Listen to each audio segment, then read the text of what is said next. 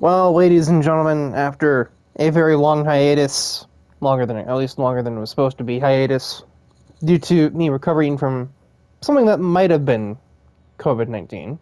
Not positive. Wait. Anyway, anyway, yeah. Can't talk when my voice hurts and my throat is sore pretty much all day, but it seems to have finally passed.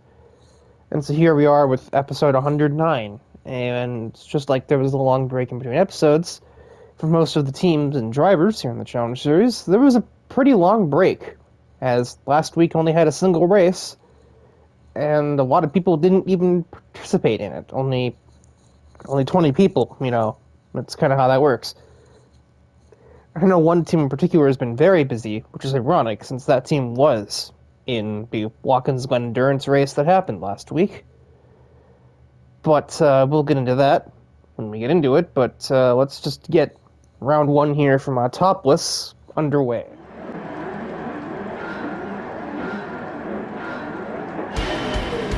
And we are away from Autopolis, or Autopolis. I think I've heard somebody say once, which was, I think, dead wrong, personally. But the 750 category will get us started this week, which is kind of rare, I know, but it also had the most changes going between week to week. So it seems fitting that this is what starts this week's festivities off. We are on board with Paul Valentine and the Wish.com Golf GT, but we've already seen a couple of the new things. For one thing, seeing Nico's MR2 look like this is very weird because it doesn't have the Valvoline branding it used to have, because Valvoline sponsors Mercury Racing, not her. So when she left and had a hissy fit, Valvoline was just like, nah. Let's start from sort of the front here. The first of our debuting drivers, representing Aston Martin 177, so our second ever Aston Martin driver, Sylvester Sterling. He told me to not do that. Or, actually, no, he told me to do that. I think it was somebody else that told me not to. But, I don't know. Anyway, I don't think he cares. Sylvester Sterling in a ritzy, expensive-ass Aston Martin. He's running second, because that's where he started in this race. Eric is the leader. And he's starting to pull away already. Satoshi Rollins debuts a new 8th Gen Corvette into the top category, keeping his basic theme alive while kind of making it look a little different.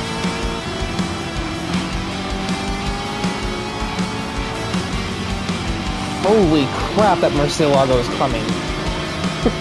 Not had the lifetime from the last turn. Let's see. Akira Taniguchi, driving a Lexus LFA, which is weird. I mean, I guess it is Toyota, but it still seems weird for him not to be in a Supra. Not too far behind him, Kazuyo Takahata in a Nismo 400R. Don't know how the hell he got his hands on this. But I got one by luck, and maybe by just painting a regular R33. This is the genuine article, and you can tell from the aero kit. And the vomit-inducing livery. I feel like I'm looking at, like, the vehicular version of LSD. And I don't mean limited slip differential.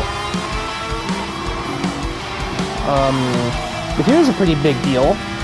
A McLaren F1 has joined the Challenge Series, driven by a face that I'm very familiar with. Believe it or not. Kurt Wilde. Yeah, it turns out that Zed Essex guy, that was actually just Kurt Wilde wearing an opaque helmet visor. You can tell it's him because of the number 736 on the front fenders here. Yeah, apparently he just straight up, like, lost his, like, Honda test driver role, which is why he had that weird Honda go-kart thing from hell. Or more like a Mars rover, really. But yeah. And the last new machine for this week, or for this race, I should say, is Nozomi with a C4 Corvette. If you know, you know, basically. I don't really know how else to introduce that car. Meanwhile, our focus driver of the race already just out-dragged Maki with his eyes closed for 4th position. We've passed the halfway mark, and I'm only now done introducing all of the new cars. Which speaks to the volume of new stuff that's happened in just a couple of weeks. All about that stuff.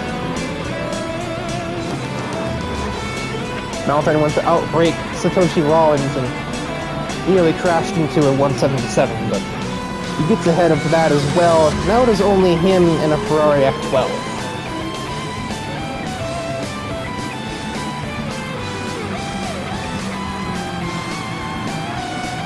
And, yeah, it didn't take too long for him to catch that F12 either. He wasn't that far ahead, really. Oh my god, hang on to it, Paul. A little bit sideways, heading into the middle sector.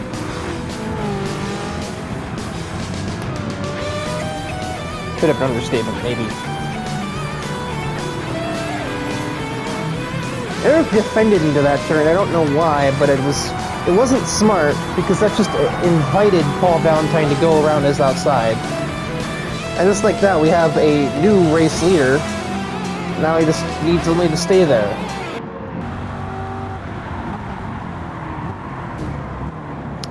That's a little clumsy, Satoshi.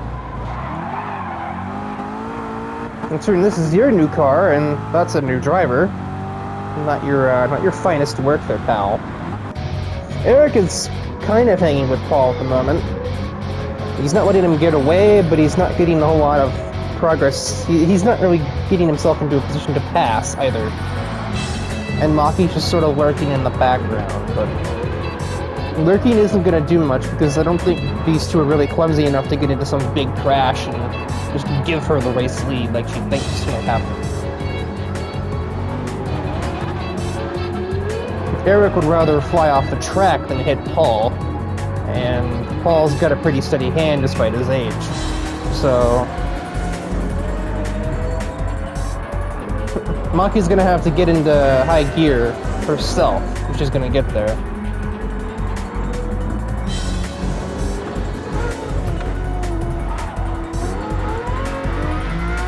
And we are on the final lap. She has definitely reeled in Eric pretty well in the time I was talking about it.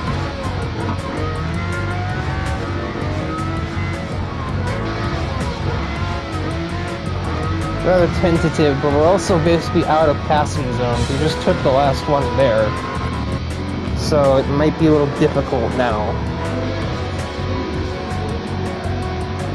It'd have to be something silly into the last right-hander. I don't really know if that's a possibility, even if Maki is relatively close. Actually, it's Eric trying that, but that's not going to get him anywhere. And so from the last turn emerges the Wish.com Golf livery Ford GT. Eric made it close at the line, but Paul Valentine is your winner. And Maki not far away. David Danvers ends up 4th as well. So an alright day for Sam's squadron, at least for 2 of their cars. Garrison, not as great.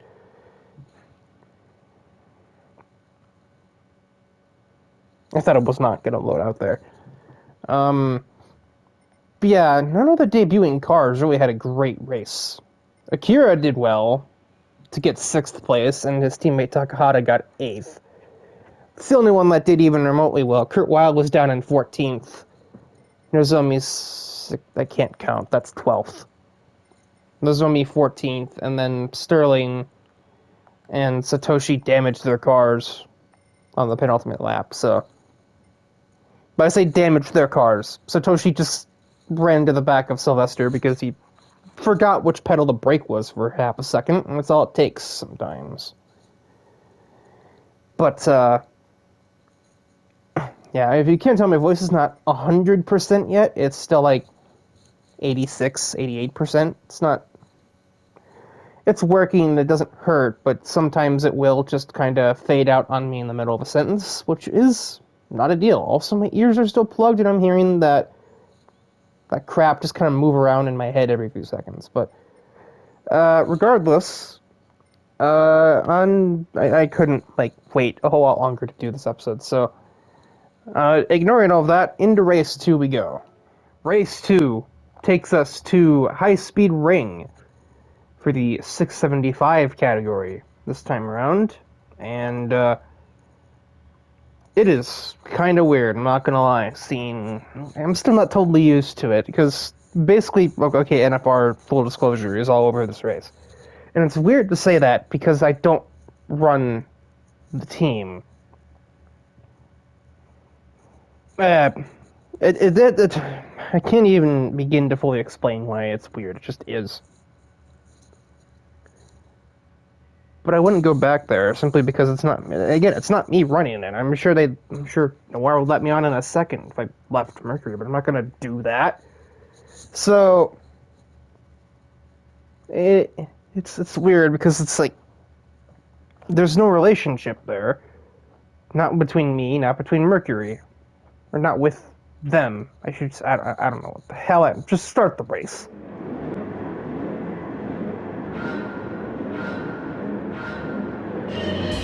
And we are away from High Speed Ring. I noticed one thing just as I was trying to load up the replay. I'm trying to think if there are any well, there are a couple new cars. Why is the camera on you?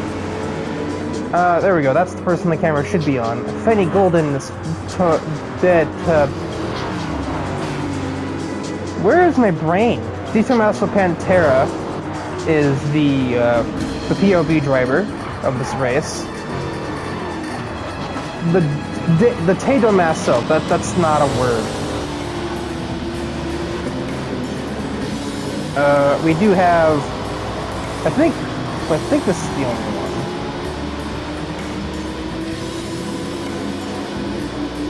Yeah, one new car, one new driver in this race. Grant Newhouse is here in a 2015 Camaro with certainly the livery of all time on it. This guy's a bit of a red flag to me, I'm not gonna lie, but I wasn't the one that let him in. Full disclosure, it was Iwasaki who thought this guy would be fine. He's already got damage, as does Nico. As for how she ended up with that damage, yeah, already not a great start for him. If he's made 2 corners, and he's already given somebody damage. Meanwhile, we'll look towards the people who actually have talent, and yeah, surprising that I said that about a person who's only been here for 2 weeks, but around the outside that Pantera goes, and this will be interesting on the front stretch. Are we gonna go 3 wide already? Oh, we certainly are. Okay. How is she gonna get that stopped? But not well. But she manages to get the car mowed down, and Fanny Golden, about a minute and a half into this race, is now the leader. Barbara in second, and the amount of speed that Corvette has in a straight line is going to make it very hard to run away from. And Daniel Grimes Jr. is third, which is funny because I guess he forgot to put the racing stuff back on his car. I hope he realizes that's an infringement. You have to have the number on it. You don't have to have everything else, but you do have to have the number on the car. So that's a disqualification. Also, what the hell? Yeah, so although he doesn't know it yet, Daniel Grimes Jr. has been, okay, battle for the lead, never mind, hang on, I didn't know about this. Barbara tried challenging that Pantera, but the run that it got off the top part of that corner allowed it to just fuck off. They're both hitting nearly 200 into turn 1, which is insane for the middle category. Fanny knows that highline trick pretty well, apparently. Yeah, so he doesn't know it yet, but Daniel Grimes Jr. is disqualified from this race. He does not have his number on his car. So, yeah.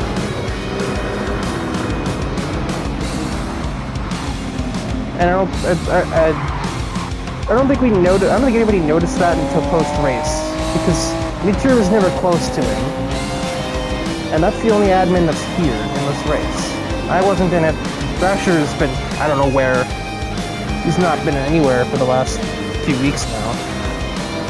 Tyler wasn't here. Iwasaki couldn't have been here because his car doesn't run in this class. So, here we are. Yeah, when I said that NFR's here, they were here at High Speed Ring. They're running 1st, 5th, 6th, 8th. Which is really just 1st, 4th, 6th, 7th at the moment because Daniel is invalid. And both Yumi and Isabel are just harassing Arisa Ichigai at the moment. Yumi sneaks on by, and Isabel just kind of sticks her splitter there, and she might pass the R32 as well. Mustang will have the superior horsepower, and away she goes. Although I don't have any direct connections with my own team at this point. I do know that Isabel was, when NFR originally had to stop production. What is it? When it originally closed, Aspinall was the only one that was still loyal to the team. So, while Setsuko had moved on to C1 Racing Project, and I had fired Yumi and Noir at the time, Isabel was still there, and she probably would have stayed on the team, even if it was just only me and her. So when Noir started NFR again and told her, asked her if she wanted to be on it, I don't think Isabel even hesitated for a second. Even if it's not me as the owner anymore, it's still the same team, all things considered. Yumi is now stalking the rule breaker of the race. Was not aware the LC500 had top speed like this. Pretty much the main thing you need here for High Speed Ring. Also, Fenny is gone. Like, out of here. Like, that's a solid 4-second lead over Barbara, and another, 4 or 5 back to everybody else. Oh, I forgot about you. Yeah, Jeff Cooper has a TVR Tuscan. I kind of forgot he was here. Or rather, I forgot he didn't already have this car. It seemed like such a natural fit to the guy, but yeah, no, this is a new car. Battle for 11th. Battle of Mid. Once again, now it's... This thing pulls! Holy shit! And yeah, it's slipstream and all that, but Yumi's gonna get almost alongside that Mustang here. Yumi is technically in a Mustang sandwich, but this is still basically... I mean, Yumi's still basically in 3rd anyway, because Grimes got DQ'd. She doesn't know that, obviously, so she's gonna try and pass him now.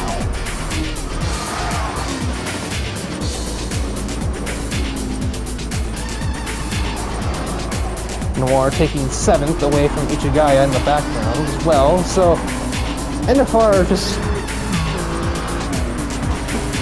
I guess they didn't even need me, shit.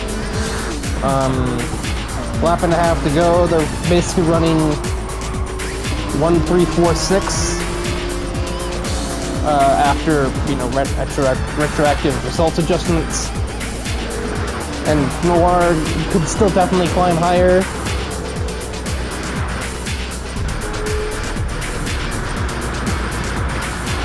Okay, yeah, Yumi I think has him here. She even let off. She wasn't sure if she was clear. 111? What is that car? That thing's like a boat, but apparently it's a speedboat. Oh, they're making contact. Yumi's not phased. She gets ahead into 3rd on track. Noir could not seize 6th away from the Charger safety car. Or sorry, police car. It's a safety car, Samuel. He corrects me every time. It's a safety car. It does not have police sirens on it. It has a light bar. They don't glow. Blue and red. Okay, maybe it is. Fuck me, I guess. Alright. Okay, Barbara also, like, fell off on the final lap. I think she got a little complacent, but that acceleration is absolutely lethal. But Penny Golden heads out of the final turn here at High Speed Ring. And that is a dominating victory. About 5 seconds over the Corvette of Barbara. Uni will end up third. Isabelle fourth after penalization. Noir sixth. And so you'd think, oh yeah, with a 1-3-4-6, NFR had like an almost perfect day, all things considered. I mean, it's pretty hard to beat Barbara on a track like this. That Corvette is crazy in a straight line. Until you look at the fact that Nico came in last, because she had a lot of damage from when she got hit by Newhouse, and that Supra is more of a handling car. You know, in spite of what every 14-year-old on the planet will tell you about the 2JZ's horsepower output, Nico preferred handling and downforce. That's why she has this big-ass spoiler on the car.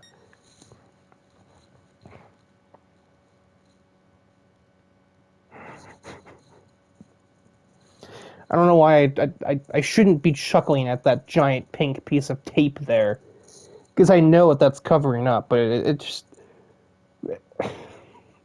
just looks so hilariously out of place. Anyway, race 3. Race 3 of this week takes us to Grand Valley's shorter South Circuit for the 600 class race, Doge Point. I find that funny.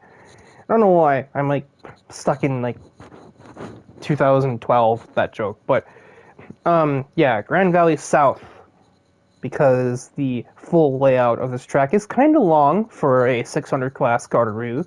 It's a 2-minute lap for those. But this layout is like minute 10, minute 15, not far off the laps we were running at High Speed Ring just before, so but yeah, there's not much else to talk about here. There are a lot of new cars, but we'll just get into that during the race.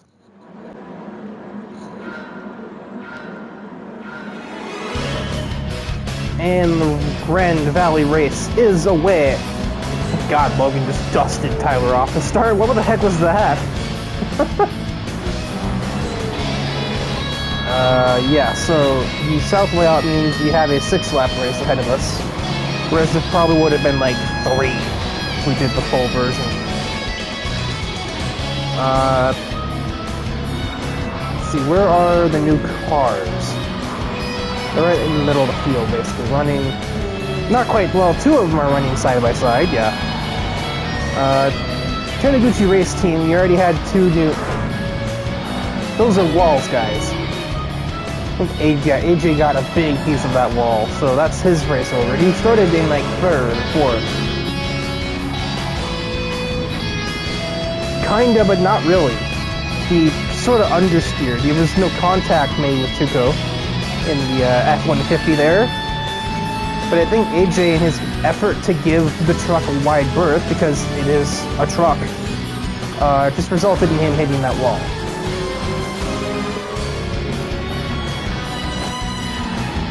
Yeah, Taniguchi race team, they were already shown to be pretty busy with their 750 class acquisitions of the 400R and the LFA. But they also have a bunch of cars at the bottom of the chain now as well. Michiko debuts a Corolla 11, A86 in this race. Noriaki Nakazato with an FCRX7.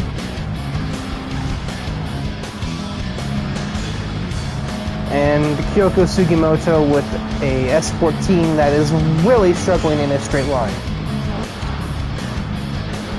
Those are all the new cars in the race. And Akira's always had his 2000 GT. Which means, yeah.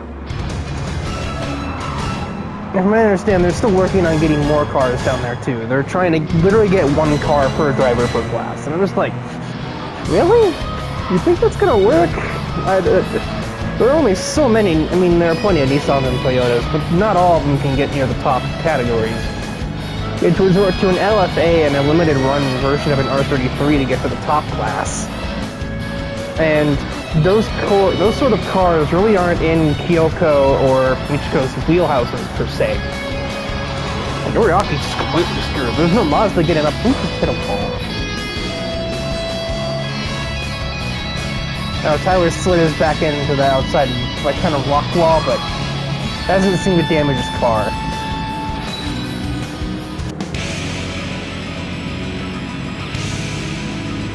Also found it very interesting that Tyler changed his design to effectively a throwback livery a la NASCAR. Still getting dusted by, but yeah, remember we have like a focus point driver. Yo Watanabe and her Focus. The front wheel drive Focus, that's the Focus. That didn't even cross my mind, I swear to God it didn't. Trying to get alongside that truck. And she'll just sneak right on through there.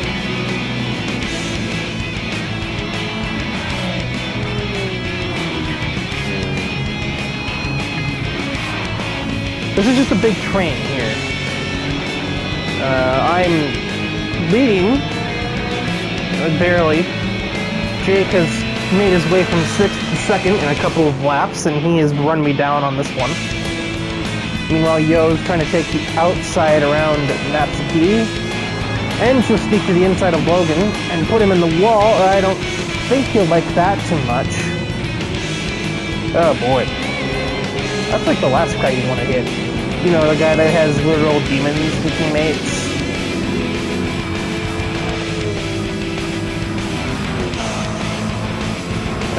Well, Yo moves into 3rd. She gets ahead of Altenberg, who's making his first start in a long while. And Jake out-dragged me on the front straightaway. Even as I tried to send it, there wasn't much I could do. And now Watanabe is all over the both of us. This goes right on by me. I couldn't really resist it. She had a way better run out of the first turn. And through goes the Ford Buckless. I keep forgetting these two are still teammates. Which is funny, because Natsuki still hasn't changed the logo on the side of the car. It should say Ambrose Industries or Ambrose Racing Company, but it just doesn't. It still says Black Star Motorsports. You know, the team does not exist. And she's got to run on her fellow 8.6 driver of James Altenberg, and the way better run from the last turn makes that one trivial. Got a Nitro Knights battle here for, what, 9th? Yeah, 9th place. Barber gets down the inside of a team owner of Jean Casillas, but this is a shift. That's kind of an amateur move there. And so Jean gets back ahead, and now here comes 2000 GT. He gets his nose there. Didn't think the excitement would be back here. Also, how many 8.6s are in this race?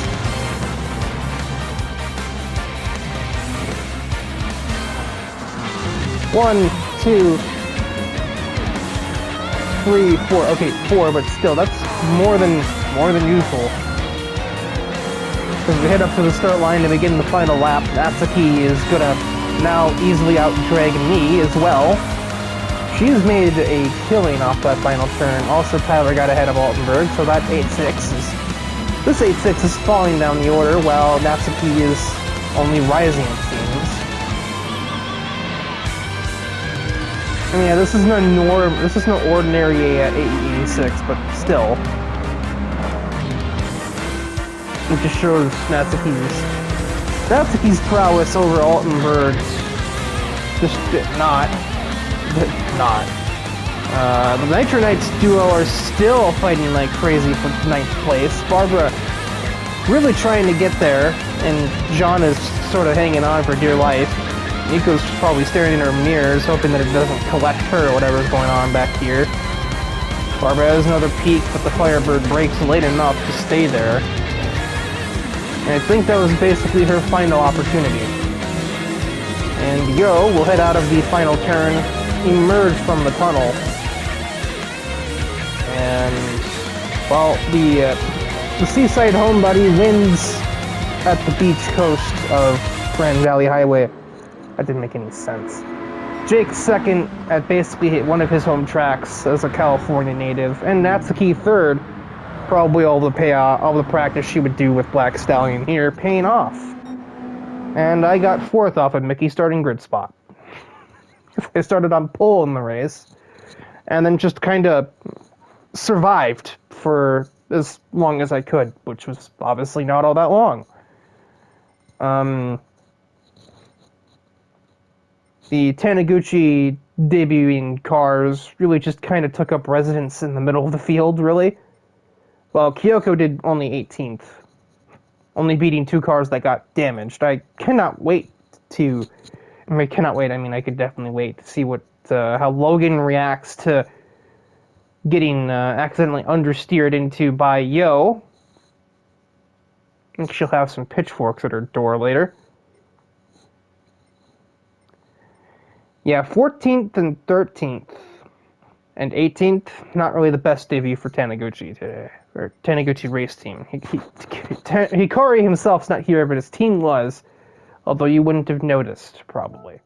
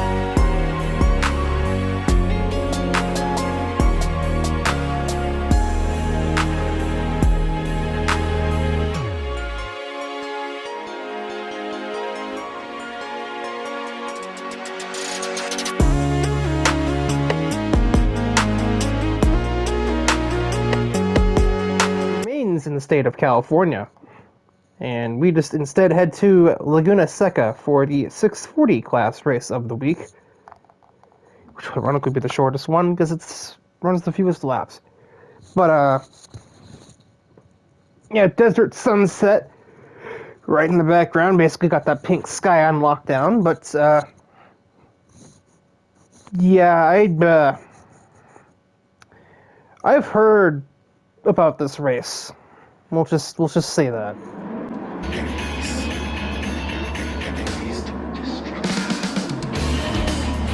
Great Lakes. You're away from Laguna Seca. And Nose chooses now to get a little congested. I guess. We are on board with Arisa Ichigaya, who's already made a point to run into the back of Ellie's Porsche and shove her into the back of one of the new cars of the race. Okay, yep, also running straight through Yo, giving her damage, also pushing her into the back of her teammate Ruby, which gives her damage. Yeah, that's what I was hearing about, to say the least.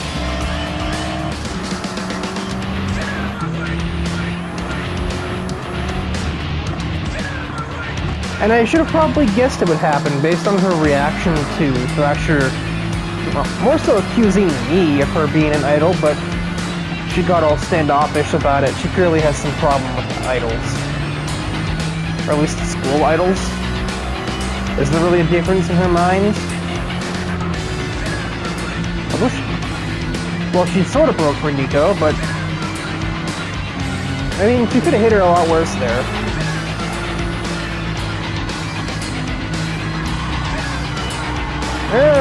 She passed her. What? Really out all of them?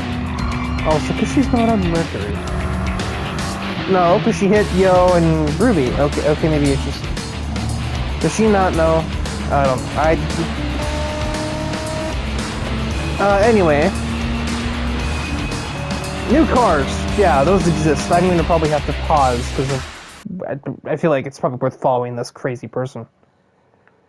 Yeah, so Dexter Rollins with the GR86. Certainly a design of all time on that car.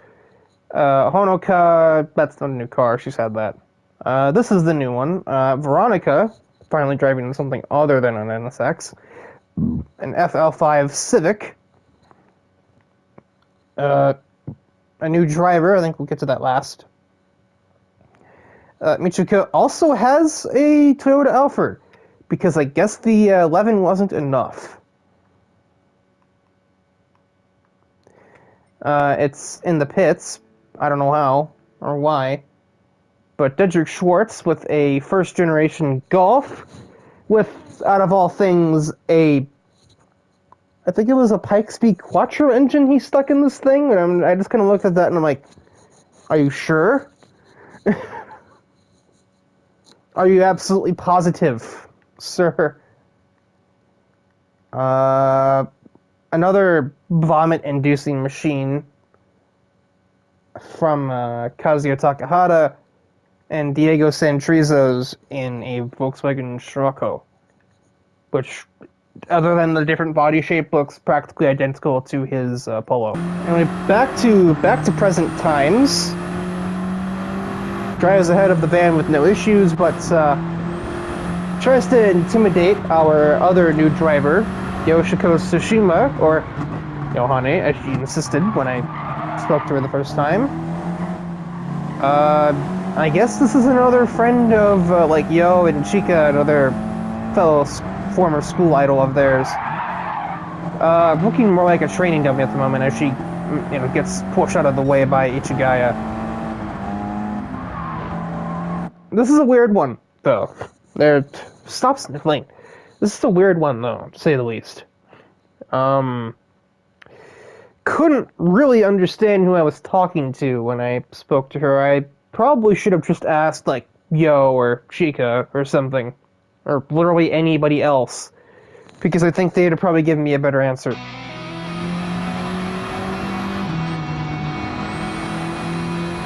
Yep. Gives Chika a tap and then a shove. Collecting Veronica at the same time.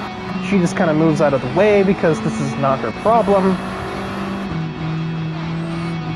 Chika just kind of blocked her there, which is kind of funny. Beeps the horn at her too, as a result of that.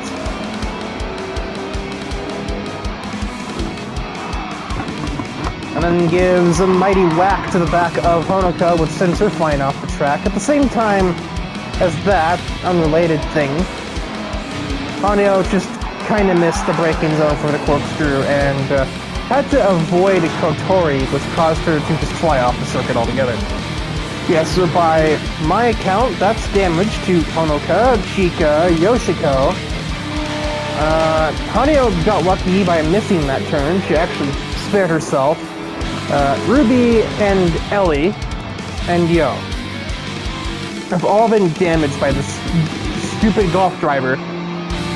And so, history, or past history would sort of preclude that, yep, she'll probably do the same thing to Kotori as well. This is going to be a fucking problem. Yep, we're in the collision. That does some damage to the RX-7. Bumps her again, going towards turn 4. And again. Keeps at her like it's her fault. What the hell is that? So finally just pass like a normal fucking person. Puts the turn signals on, I guess, to show that apparently that was her fault for being in her way. Some Billy Stuber type logic.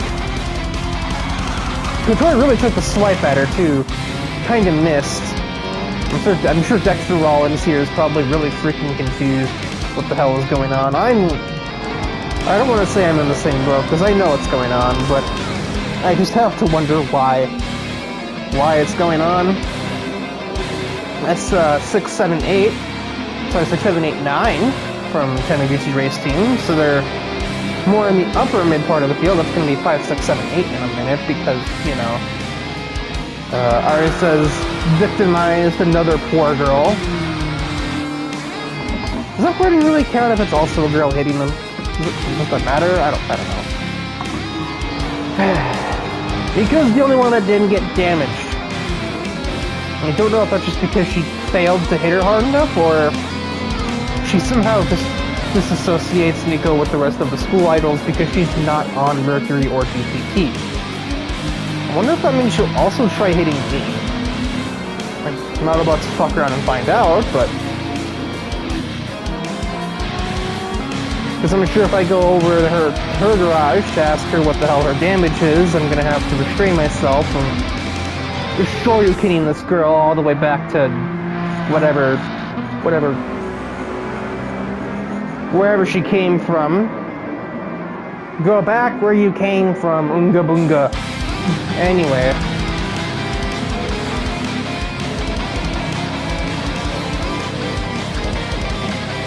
Honestly, minus that bullshit, this race has been relatively Not much has been going on other than all the new cars, and then Arisa being a complete menace. And she's gonna get rewarded for it. Her front end looks more than a little sandwiched in, but she's gonna head out of the last turn here from Laguna and drive that ugly ass Golf across the line to win the race. Dexter Rollins will get second place for his first race in the GR86. And Veronica third with her first race in a non-NSX car. And then it's 5, 6, 7, 8 for Taniguchi Race Team.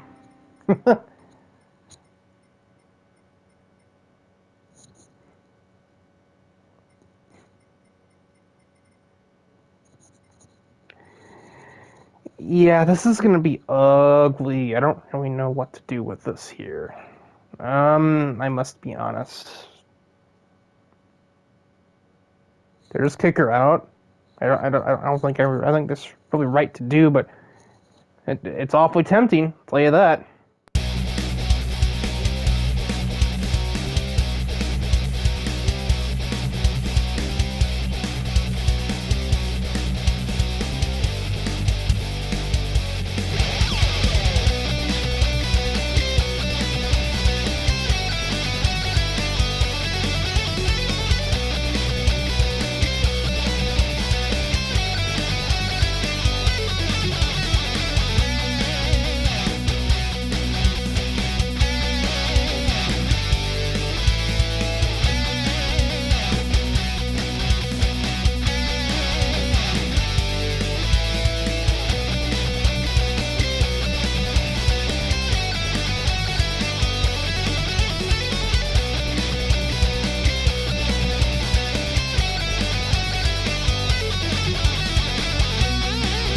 Week's roulette race takes us to Dragon Trail for a simple race, since there's only one new driver here.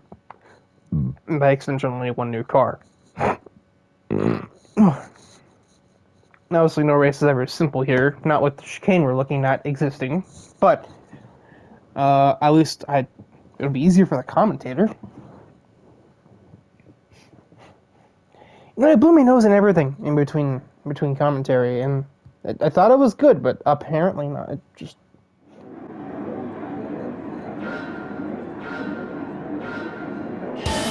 And we are green from Dragon Trail. I like the Porsche front rail lockout there with the Raymond decided on.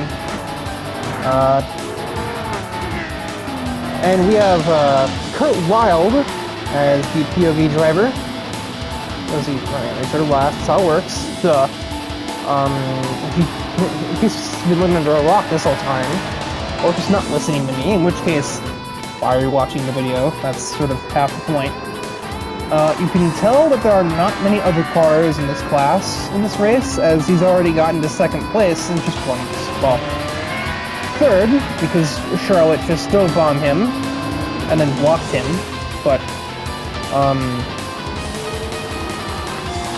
yeah, already up to second place in that McLaren F1, only has one more pass to make, as Nico and Victoria, why did I call her that, and Noir make their way ahead of the 993, and there goes the McLaren into the lead. Stephanie, you really can't do much to stop that. Not in this push. She would probably need her RSR for that.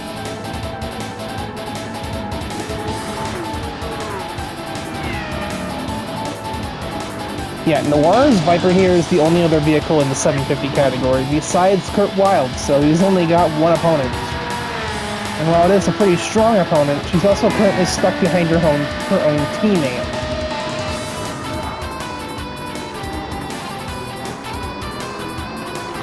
And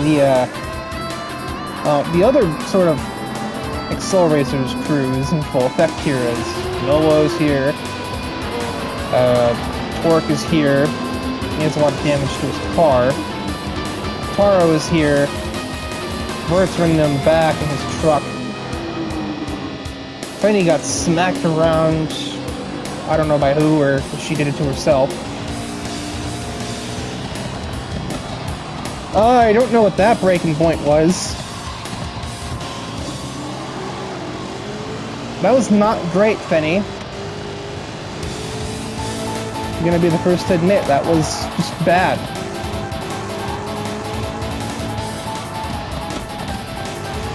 Almost hit him again. Nick's not braking that early. Sure, 2 categories difference between the 2 cars, but like, wait.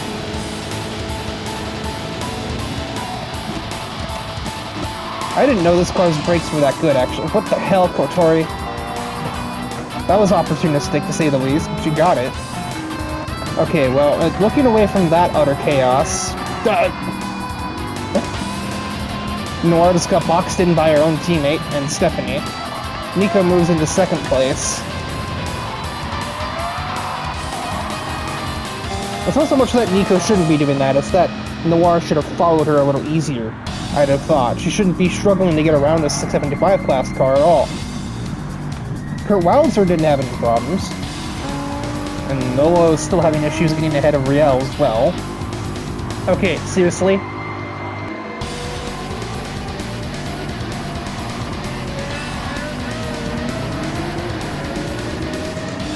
This is just a clown show. Seriously, she moved over to let you go, Noir. For the love of God. Now you missed a shift. This should have been the easiest overtake of your life. Now you get down the inside and she outbreaks you. Never mind, no she doesn't. Okay, Noir's finally ahead of the 675 class car. Now that she's 2 seconds behind her teammate and the 1 class lower than her, in the form of Nico. It just occurred to me that now that I'm not on the team, NFR is a team that's literally completely comprised of girls with pigtails. Because Finney's got pigtails too.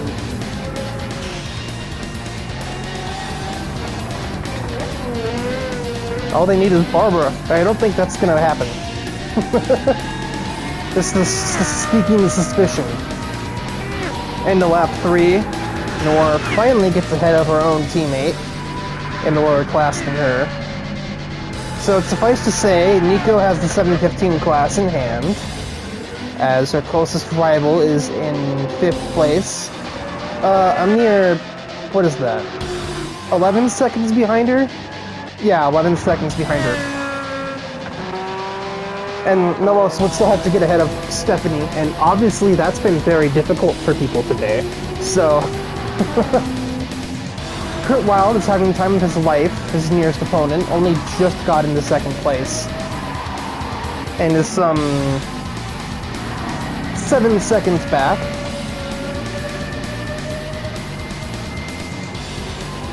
Noir is good, no doubt about that, but I don't know if she can reel in 7 seconds on a former Grand Prix champion. Well, I mean, okay, we've skipped ahead 2 whole laps because, honest to God, nothing happened in this race. I wish I was kidding, but really nothing has happened. This is 3rd, this is 4th, 5th, 6th. This is, the first battle for position is for 6th place. Kotori is caught up to Riel, little by little. Noir has, to her credit, she has reeled Kurt Wilde in a little. The lead is down to about 5.5 seconds as opposed to 7.5, like it was when she took second place from her own teammate Nico. But I think Kurt Wilde shaken the rust off. Because for anybody who doesn't know, before ZX6 joined the Challenge Series, Kurt Wilde as a name sort of vanished off the face of the earth back in 2006. Same as what Taro did for about the same amount of time until he joined in the middle of the first season.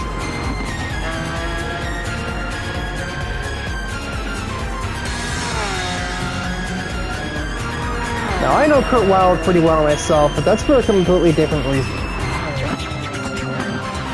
Unrelated to his world race escapades or to being a Grand Prix racer, none of that. Also, he's going to start the final lap here, and I don't think anybody else is going to do that in time. No. The race is over for literally everybody except Kurt Wilde, so he's your winner. Nico will win in the 715 class. Stephanie will very clearly win in the 675 class. Keiichi Oda was the one new driver in this race, and he'll get 8th overall, and I think like 3rd in class. Kotori will steal 2nd in class from Real at the literal final turn. Fenny, despite getting damage on lap 1, almost reeled in Oda towards the end of the race. Oh yeah, also Kurt's son was in this race, Travis. Who won the 640 class? Zuko did, beating multiple cars and classes ahead of him, like Taro. And the very small 600 class of... Actually, it's not small, it's 4 cars. And Thomas O'Reilly will win that. Pretty easily, actually. And Kurt Wilde is about to lap Nakazato. I'm gonna run into the back of him because I don't know what the heck he was doing there. I just blatantly blocked Kurt Wilde. Kurt Wilde was also a part of the time loop bullshit from a while ago that I was somewhat involved in. And the likes of Bert and Ryan Stevens were. He's gonna win from Dragon Trail as well. But yeah, he went by that during those events. But he was there, to say the least. The original bad guy turned hero's accomplice, so to speak. There was one other group of people who were attempting to debut this week, but they sort of held off their appearances because the third member of their team didn't get his car ready in time. So we'll look forward to that when that eventually happens, but that'll be a next week thing. But as for this week, that'll about do it. Kurt Wilde he has arrived, clearly, doing the thing that I think only Barbara has ever done before, which is basically to complete an extra lap that nobody else ran. But yeah, that has been episode 109? No, 108. I can't count.